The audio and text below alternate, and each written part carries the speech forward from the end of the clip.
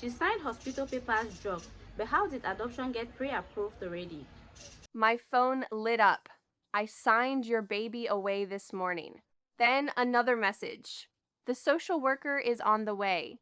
I was standing in the hallway, barefoot, staring at the nursery door, my 3-month-old daughter asleep inside. My mother was already dressed, already calm, watching me like this was scheduled. I never agreed to any adoption. The only papers I signed were the ones she said were just in case, for daycare, for emergencies. Now she's telling me my child isn't mine anymore, like it's already done. A car door slammed outside. Someone knocked sharp, official. My mom didn't even look surprised. She just said, "You should answer that." When I opened the door, the woman held up a folder and said my name like it was already in a file. I tightened my grip on my baby as the woman stepped forward, and behind me, my mother calmly added, "Go ahead, tell her what happens if she refuses."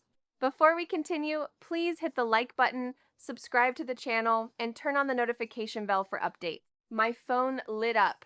I signed your baby away this morning. Then another message. The social worker is on the way. I was standing in the hallway, barefoot, staring at the nursery door, my 3-month-old daughter asleep inside. My mother was already dressed, already calm, watching me like this was scheduled. I never agreed to any adoption. The only papers I signed were the ones she said were just in case, for daycare, for emergencies. Now she's telling me my child isn't mine anymore, like it's already done. A car door slammed outside. Someone knocked sharp, official. My mom didn't even look surprised. She just said, "You should answer that." When I opened the door, the woman held up a folder and said my name like it was already in a file. I tightened my grip on my baby as the woman stepped forward, and behind me, my mother calmly added, "Go ahead, tell her what happens if she refuses." The woman didn't hesitate. "If you decline to comply," she said evenly, "we may have to proceed with enforcement." My stomach dropped. Enforcement? I repeated, my voice already breaking. This is my child. She glanced at the folder, then back at me, not cold, not warm, just certain. "Ma'am, according to these documents, custody was legally transferred this morning." "No," I said immediately, shaking my head. "No, that's not possible. I didn't sign anything like that. I would never." "You did," my mother cut in, her tone smooth, almost bored. "You just didn't read." I turned to her, stunned. "What are you talking about?" She stepped closer, lowering her voice like she was explaining something simple. "You've been overwhelmed, Lena, exhausted. I told you I'd handle things." "Handle what?" I snapped. "Giving away my baby?" From the nursery, the soft creak of the crib shifted into a quiet whimper. Ivy was waking up. Instinct took over. I pulled her closer against my chest, backing away from the door. "You're not taking her anywhere." The woman's expression tightened slightly. "Ma'am, I need you to cooperate." Behind me, my mother exhaled like she'd been expecting this exact reaction. Then she said, calm and final, "If you don't hand her over now, this gets a lot more complicated. Ma'am, I'm going to need you to step aside." The woman's voice was still controlled, but there was pressure behind it now, like something was already moving forward, whether I agreed or not. I didn't move. I just held Ivy tighter, feeling her small body warm against mine as she let out a soft, confused cry. "No," I said, shaking my head. "You're not taking her. There's a mistake. There has to be." The woman, Miss Alvarez, according to the badge clipped to her blazer, opened the folder and flipped it toward me. "Lena Carter. These are the signed relinquishment forms, along with transfer of custodial authority to Diane Carter prior to placement." My eyes scanned the pages too fast to process, but I saw it, my name, my signature, over and over again. "That's not I swallowed hard. That's not what I signed. My mother stepped closer, folding her arms. You signed everything I put in front of you. I told you it was important. You said it was for daycare? I shot back. For medical decisions if I couldn't be reached. You never said anything about adoption. I said we needed options, she replied evenly. You just didn't want to hear them. I looked back at Miss Alvarez. This isn't right. I never agreed to give up my child. I wouldn't. Miss Alvarez didn't argue. She just pointed to a section on the paper. You initialed here, here, and here. This section authorizes your legal guardian to make long-term custodial decisions in the best interest of the child. My time's guardian? I repeated, stunned. You granted your mother temporary legal guardianship 3 weeks ago. 3 weeks. My mind scrambled back late nights, no sleep, stacks of papers on the kitchen table, my mom standing over me, tapping where I needed to sign. Just routine stuff, Lena. We need this processed. I thought that was temporary, I said, my voice thinning, just until I got back on my feet. It was, Diane said calmly, temporary for you, permanent for her. I stared at her, the words not fully landing, and then suddenly they did. You planned this. She didn't deny it. From outside, another car door slammed. This time, closer, heavier. Miss Alvarez glanced over her shoulder briefly, then back at me. The adoptive family has arrived. We need to proceed. My heart started pounding so hard it felt like it was shaking my entire body. They're what? They've been approved and are prepared to take placement today. No, I said immediately, backing further into the house. No, they're not coming in here. I turned, moving quickly down the hallway toward the nursery, instinct screaming louder than anything else. I needed space. I needed time. I needed Lena. My mother's voice cut through, sharper now. Running isn't going to help you. I ignored her, stepping into the nursery, clutching Ivy as she started crying, harder, now louder, frightened by the tension she couldn't understand. Behind me, I heard footsteps. Then Miss Alvarez's voice, closer than before.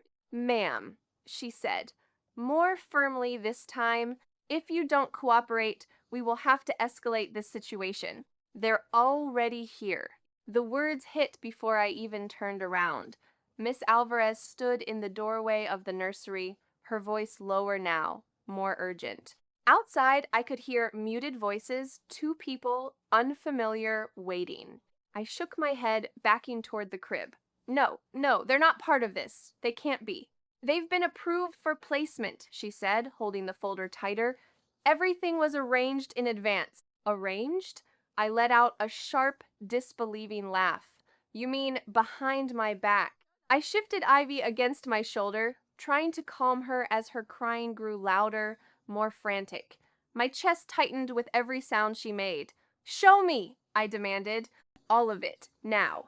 There was a pause, just long enough to feel wrong, before Miss Alvarez stepped forward and handed me the documents. My hands were shaking as I flipped through them, page after page. My name, my signature. But something wasn't right. These dates. I frowned, scanning one page, then another. This one says 3 weeks ago. This one says 5. You signed multiple forms, Diane said from the hallway, her tone steady, controlled. Different stages of the process. No, I said, more firmly now. No, I didn't. I stopped on one page. The room seemed to narrow around it. Hospital letterhead. A date stamped in bold, the night I was admitted after collapsing. My stomach dropped. My voice faltered. That's the night I was in the hospital. Yes, Diane said simply. I was barely conscious, I whispered. I was on medication. You were stable enough to sign, she replied. A flash cut through my mind, dim lights, the smell of antiseptic, my mother sitting beside the bed, a pen in her hand. Just sign this, Lena. It'll make things easier later. I remembered how heavy my arm felt, how I didn't even read the pages. I looked back down at the document. My signature was there.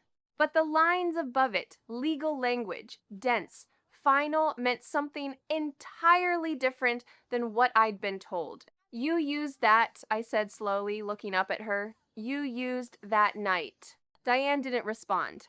That silence said enough. Behind Miss Alvarez, movement caught my eye. A man and a woman stood near the front door now, hesitant, watching.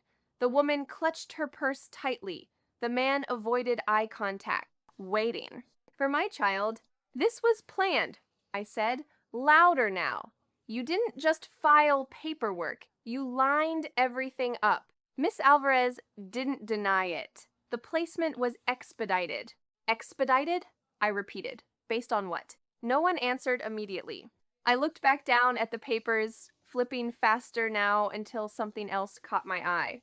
A report, typed, official looking, my name at the top. I scanned the first few lines, and my breath caught. Subject demonstrates signs of emotional instability, concerns regarding capacity to provide consistent care.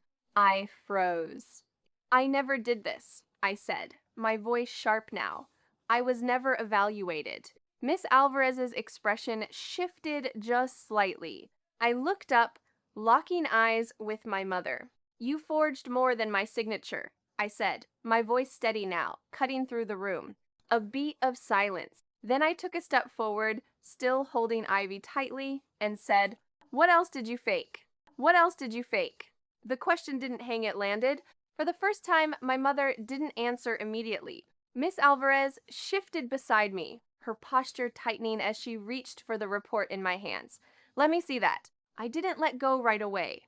"I was never evaluated," I said, louder now. "No one talked to me. No one observed me. This, I tapped the page. This didn't happen." Miss Alvarez, gently but firmly, pulled the document free and scanned it. Her eyes slowed on certain lines. Then she flipped back a page, and another. The silence stretched. Behind her, the couple near the door exchanged a look uncertain now, no longer just waiting.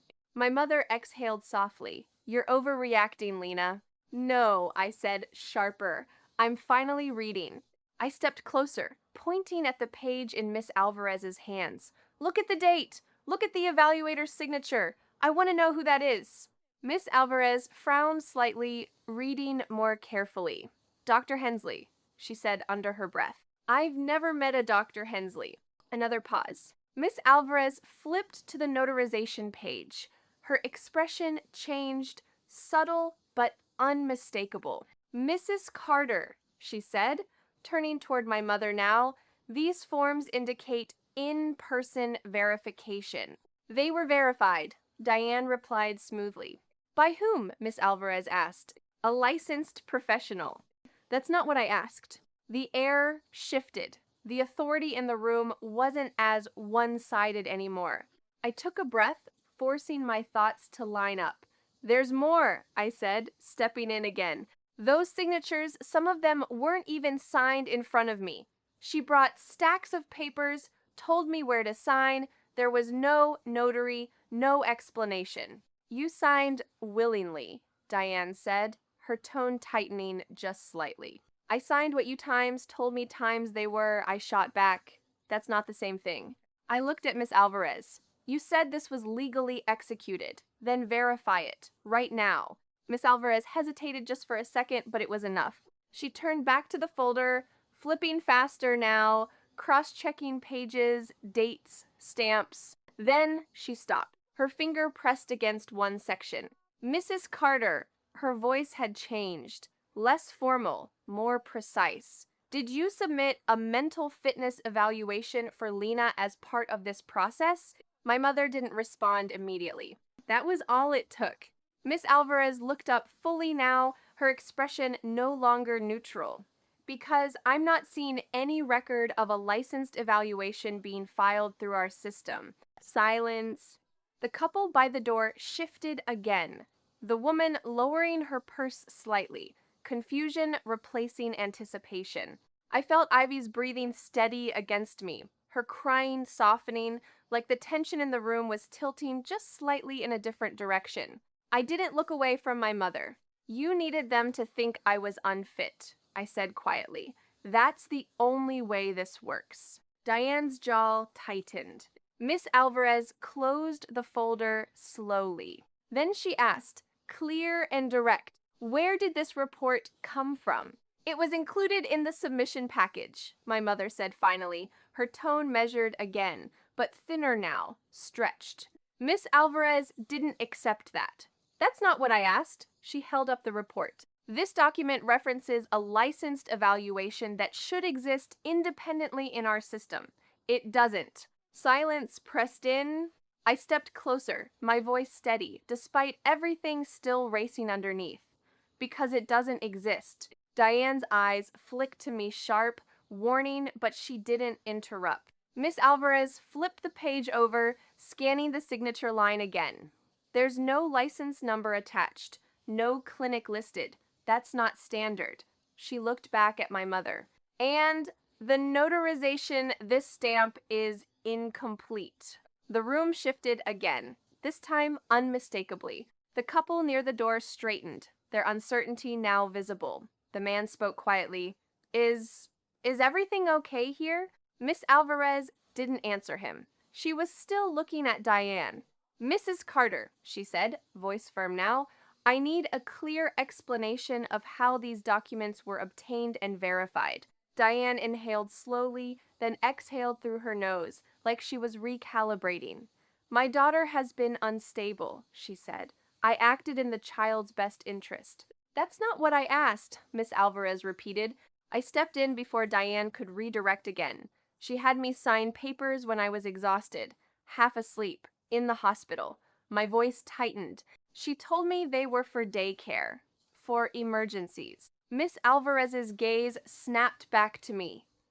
In the hospital? Yes. What date? I pointed to the page. That one. I had just collapsed. I was on medication. I barely remember signing anything. Miss Alvarez looked down again, then back up, decision forming in real time. All right, she said, closing the folder. We're stopping this process. The words landed hard. What? Diane's composure cracked. Just for a second.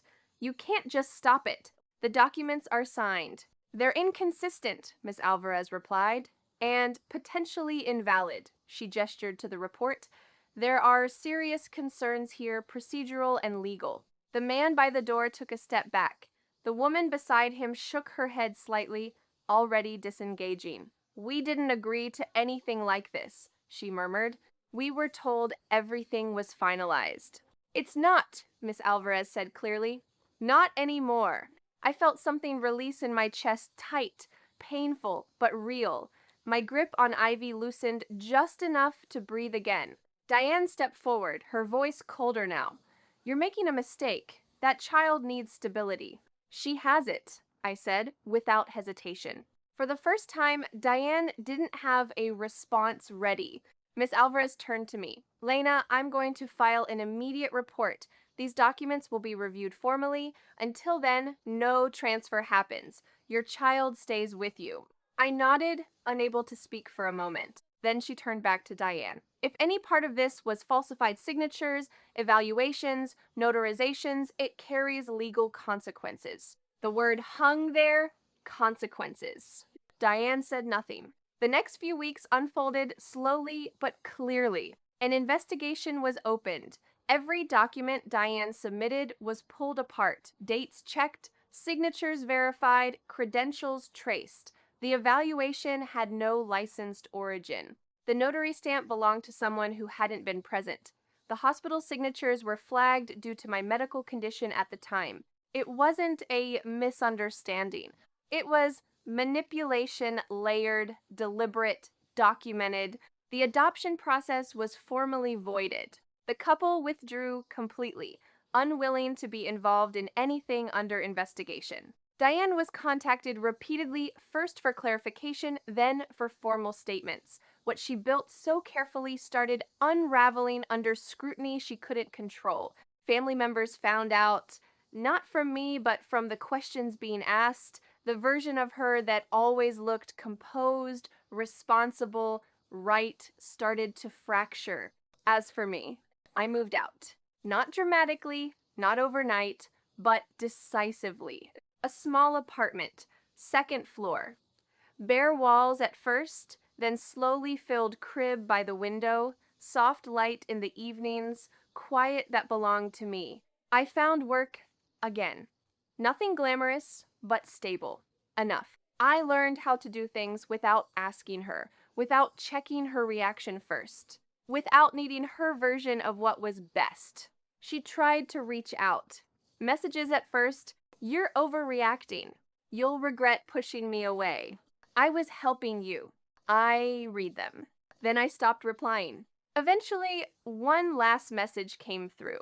"You'll regret this." I looked at it for a long moment. Ivy asleep in my arms, her breathing slow and steady. Then I deleted it. No response, no explanation. Just silence. I stood by the window, sunlight cutting across the room, holding her close, not tightly this time, not out of fear, just steady, just certain. And the truth settled in, clear and final. She was never yours to give away. How many others signed harmless papers without knowing? What would you have done differently?